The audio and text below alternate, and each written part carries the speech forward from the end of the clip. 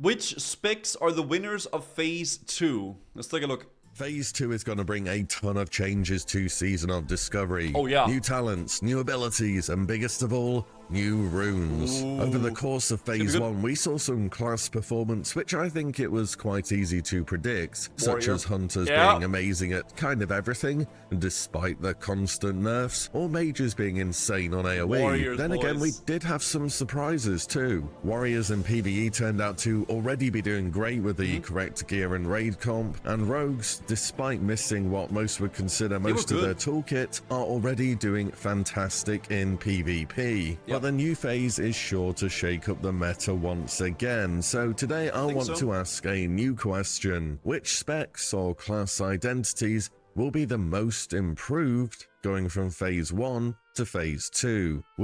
Okay, which is going to be the most improved?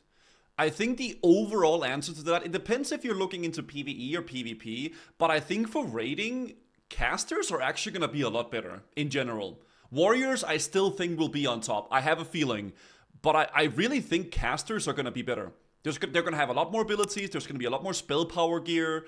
And in general, it's looking a lot better for the casters. Boomy, Mage, Warrior, Priest, Shadow Priest, Warlock, Warrior, Priest. Yeah, I think Priest is looking nice as well. The Shadow Priest for sure. Let's see. Which specs get the most updates, and what should you be watching out for in Gnomeregan, or when you're out PvPing in STV? Note that this is pre-release of Phase 2, so it will be going off some data mined rune for certain classes, and we don't know 100% until the patch is out. Also keep in mind with Phase 2 coming up, it will be time to grind from 25 to 40, and those experience increments start to get pretty chunky in vanilla. Rested XP has been a guide that's been around for a long time now, and that's aimed at helping you level in the most efficient way possible. I've personally used it plenty of times and know that it works super well. And they're doing the rune guides for free as well, and they'll be updated as they're found in Phase 2, as well as future phases, which is just a bit easier to use than tabbing for a website, and can help on those very difficult to find runes. And if you did want to have a look at what they have, there's a link below, you can check it out and support the channel directly. But with that said, let's begin. First up, I have the one button mage.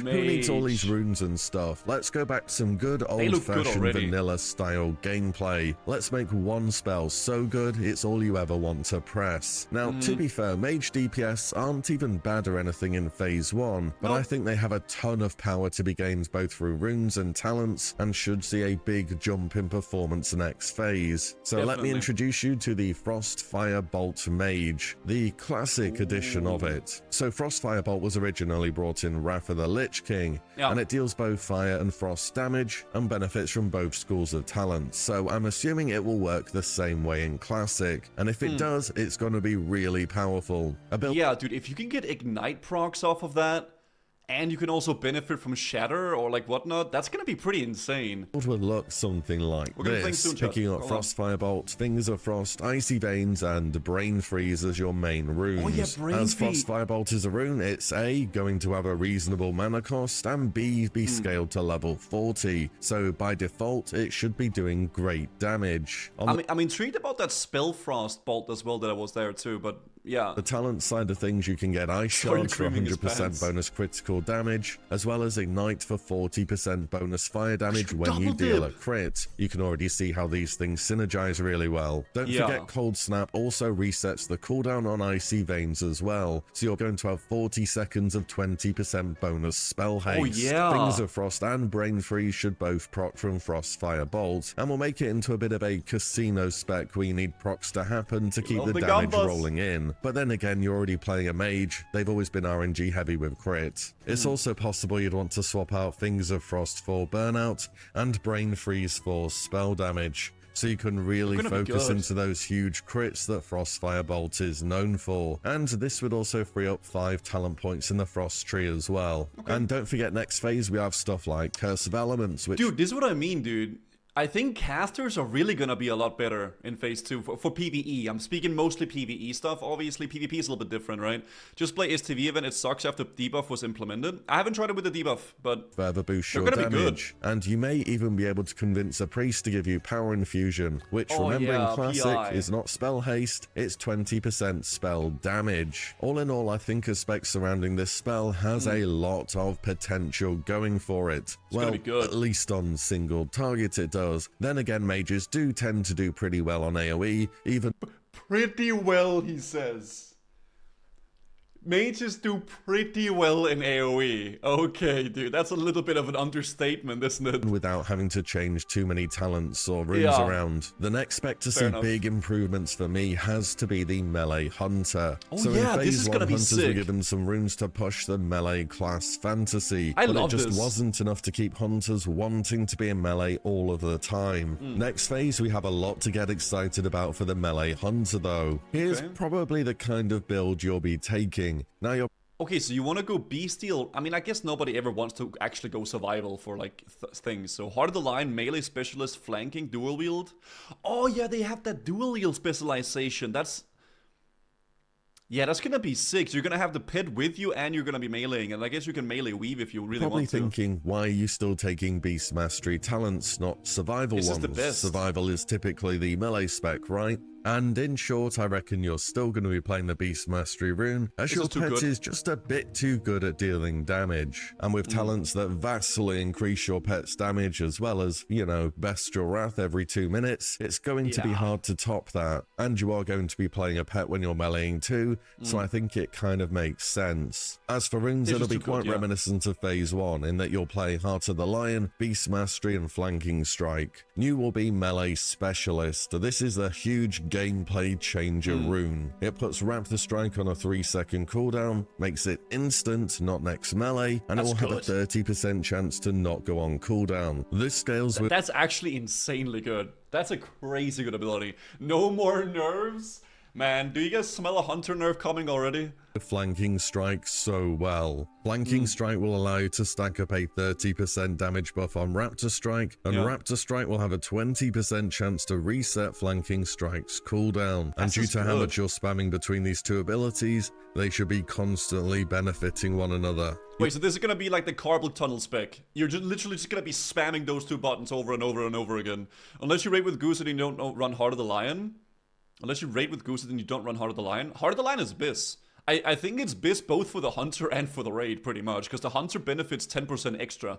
Your boot rune is going to be where things differ a little bit. So there is a dual wield specialization rune. It increases damage from your offhand by 50%, causes Raptor Strike to hit with both weapons, and makes it do 30% more damage when you have two weapons of the same type equipped. In theory, I think this is going to math out better than two-handed because, well, it's just a ton of stats for free. Then again, you do need two of the same weapon, which may or may not be convenient with all the new loot in Gnomeregan. I can see this build running into mana issues too without external help, so it could be the case that you just run Invigoration on this rune and rock— When your pet scores a critical strike with a special ability, instantly oh yeah, there's like the mana rune. I mean, I guess this could be good if you're really having mana issues. A two-hander instead. Saying that, the male set from Noma has a very strong 3-set bonus, where it has a 5% chance to regenerate 100 mana on attacks. So maybe once you have this, you just go back to dual wielding. Melee Hunter should be pretty simple to play, yet fast-paced, with a lot of button mashing and procs constantly happening. This seems like a pretty fun spec, like, I'm not gonna lie. You don't need it with Viper, I'm full mana all the time anyway. Oh yeah, you have aspect of the Viper now, that's a good shout, yeah. I'd definitely keep an eye out for it, or give it a try yourself if you're a hunter main. Next is perhaps the biggest curveball we've seen from all the data mined information, and that is Shockadin. Yeah. No, really, Shockadin in vanilla. So cool. Here's roughly what I think it will look like in terms— Dude, I'm not gonna lie, I'm not a Paladin player. I don't really like Paladin generally, but this actually makes me kind of want to try Paladin a little bit. I spoke a little bit with Savix about it, and he's like not that excited about Paladin in general, but I think this is like a cool spec. I don't know, Shockadin seems cool to me. of talents and runes. Of course, for a Shockadin to shock, you Shockadin. have to invest all 40 of your talent points into the Holy Tree and pick up the namesake of the spec. You do get a few talents that are going to boost your damage, such as Improved Seal of Righteousness, Holy Power, and Divine Favor, but for the most part, it's the runes where the potential of this spec lies. First up, you'll want Exorcist, of course, so you can spam Exorcism when it comes off cooldown, which, given some of the new runes, it will be doing a lot. Next up, we have the brand new infusion of Light. This increases the damage of Holy Shock by 20% and makes it so in Holy Shock crits, it both refunds its mana cost and resets the cooldown on Holy Shock and Exorcism. Dude, you could do some crazy burst. Like, if the stars align and you just get Holy Shock crit, Holy Shock, you could do like 3 Holy Shocks in a row. Like, if you just crit with it, right? That's insane. Of War Rune makes melee crits reset the cooldown on Holy Shock and melee crits resets the cooldown. Bro, I mean, I'm not gonna lie, this seems like a complete, like, just casino spec. You go in, you have your kind of melee damage, like, you're like a mixture of, like, melee crit and caster, like, spell damage, and you're just trying to get those Holy Shocks, man. Really convenient that most paladins will be running Holy Talents, probably helps finding healing on Alliance. Yeah, but I mean, I think this might be good damage even. Exorcism, which is pretty crazy for a prop bonus on a single rune. In fact, this spec is basically going to run into serious mana issues with all these props. Now, to be honest with how this currently looks, it's not going to be great or anything, but considering the spec identity currently, well, doesn't exist, I think that warrants calling it an improvement. And I also think this build is going to get way more support in the future. I think it'll be a fun gimmicky spec. For PvE raid stuff, it definitely will not be the best. But imagine going into PvP as a Shockadin and just getting 3 lucky crits in a row and just one-shotting someone. That's sick, dude. Other data mined runes or anything to go by. But if you've ever wanted to live the Shockadin DPS dream, it might actually be happening in Season of Discovery, or at least you can see the start of it in Phase 2. The rogue tanking spec is one I've been pretty critical of so far this season. It has issues such as losing combo points when tabbing, as well as quite literally no AoE whatsoever, and those two were kind of deal breakers. In Phase 2, however, Tank Rogue has had pretty much all of their issues answered, whilst also now having access to the full combat talent tree, and this talent tree is pretty crazy. First up, there is a choice, however, of what ability to use as your main damage dealer. Not only has the energy cost of Mutilate been reduced from 60 to 40, meaning you can generate combo points in a super efficient way, but it's also confirmed that enemies in Nomagun will not have immunities to bleed or poison effects, meaning they are gonna have a slight reduction. I don't remember the exact percentage, but I think they have like a... Oh, gosh, maybe some of you guys know, 15-20% chance to dodge or like resist a bleed and poison. So there is a slight little, nerf to that. Saber Slash is still very much on the menu. We will see what feels better to play, but it should be something along the lines of Saber Slash is better single target threat, and Mutilate is better utility via combo point generation. You also got the redirect spellbook that will drop from dungeons. This allows you to store your combo points from your current target for up to 15 seconds, and then transfers them to a new target when you hit them with an ability. It appears to have a 1-minute cooldown and is just a great bit of quality of life. It's pretty cool. It's a pretty good way of doing it, I think. I think it'll be OP if you could constantly swap your combo points, but it's okay. The Shuriken Toss is so good for rogue tanks. I personally like that they went with a Shuriken Toss for AoE instead of Fan of Knives. I think Fan of Knives would have been like the go-to to give it to rogues, but I think this is a cool ability, personally. We get on to the runes. So it will still be your standard, just a Flesh Wound, Blade Dance combo. I think you're pretty much always running that, but we have a bunch that's new here, such as Rolling with the Punches, which gives 6% bonus health when you dodge or parry, stacking 5 times. And that's going to stack up so fast on a rogue for a total of 30% bonus max health, which is basically Warrior's Last Stand, but it's permanent, which sounds pretty good to me. Next is Shuriken Toss, and this is what really brings it all together for the rogue. Yeah, you're right, actually, DSU. I haven't tried it, but 25% of your attack power. That is not a lot of damage. Like, if you have 200 attack power, it does 50 damage, right? Which, at level 40, is not that great. So as per the data mine, it's a 60 energy, 25 yard range ability that will hit up to 5 targets. So yes, rogues... 200? Well, I don't really know how much attack power you would have. Right? It's 60 energy. I have 400 right now. Okay, well, 400 attack power. It was just like a guess. It wasn't really like a specific number.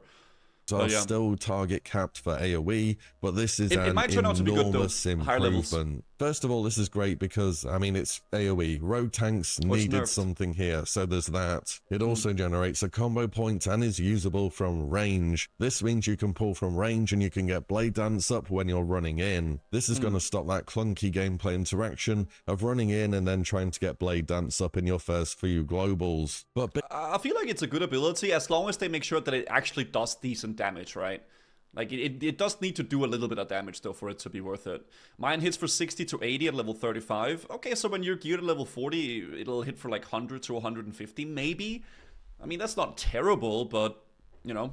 Biggest of all might be the AoE potential. So for example, if we look how Warrior's Sweeping Strikes works with Cleave and Whirlwind, both of these cause bonus attacks to happen. So there is a chance that Shuriken Toss scales with Blade Flurry and basically makes it hit for a combined 10 targets every single time you cast it. The difference is Whirlwind and Cleave are melee attacks though, whereas Shuriken Toss is ranged. So I don't know if it's going to work or not, but if it does, it'll be really cool. Either way, Tank Rogue for me seems to be hugely improved in Phase 2, and I hope that Rogue enjoyers give it a go because I think it's going to be pretty solid now. Next, I have the Elemental Shaman. So Elemental in Phase 1, not great. It had a poor rank of Lightning Bolt as its main damage spell, no Chain Lightning, and all its good talents were well out of reach. I'm leveling my warrior first, obviously, but I am very excited for Elemental Shaman, or just Shaman in general, you know? I have heard people that are playing Shaman that it is very strong,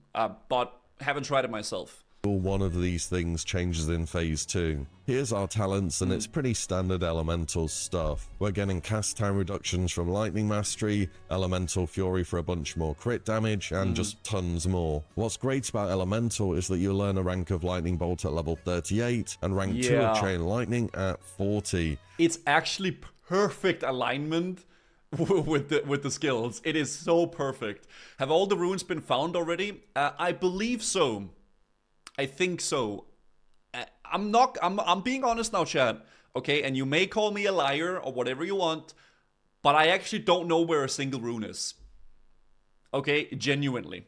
I actually have no goddamn idea. And that's the truth. So it's pretty ideal in terms of spell efficiency compared to your combat level. And don't forget, Blizzard buffed your chance to overload to a staggering 50% midway through Phase 1. I would not be surprised to see this get nerfed, by the way. I think they're gonna and it even applies to Lava Burst, so you're going to be absolutely blasting damage. So good, also, as a side note, Druids appear to be getting a rune called Dream State, which makes it so when they crit, the target takes 20% more nature damage for 12 seconds. And I think this rune is very real because, and this next bit is confirmed and in the game right now, Storm Striker's had its cooldown lowered to 6 seconds from 20, and has also been buffed to be a persistent nature damage debuff instead of just next to attacks. Your other runes will be Lava Burst, of course. You want that big guarantee crit every time it comes off of cooldown. You take Shamanistic Rage for mana regen because I don't know what else you'd take here for Elemental. As for your Waste Rune, your choices are either Power Surge for more mana regen if you really need it. The 5% proc on the rune seems very undertuned in my opinion. This would be good if it was like 10, 15, 20%. You know, but 5% is very minimal, I think this is just for the mana regen. Or you go Fire Nova, which lets you basically cast your Fire Nova spell from any existing fire totem. Also, don't forget about Totemic Projection now, so you could summon a Magma Totem next to you, project it forward onto a pack of enemies, and then cast Fire Nova on it, which sounds pretty good to me. Finally, your boots are pretty much a utility slot from what we know at the moment, so it would either be Decoy Totem for freedom, or Alpha to increase a tank's threat. So yeah, not much in terms of boosting your own damage, but I think you'll be okay. And those are the specs I picked out today. Okay, of course, good video. I like this. This was fun to watch. Cool new stuff in Phase 2. I just expect some are going to benefit a little bit more than others. others. Thank you, Let me know Noxy, what by the you're way. looking forward to trying out in Phase 2, and whether there are any builds you think will see a big jump in power down below in the comments. And if you made it to the end, consider dropping a sub, link the as video, I'll be guys. covering all season of Discovery guys. content Check out the and video. news as we find it out right here. And finally, thank you all so much for watching and listening in, and I'll see you all in the next one very soon. Yeah, awesome video.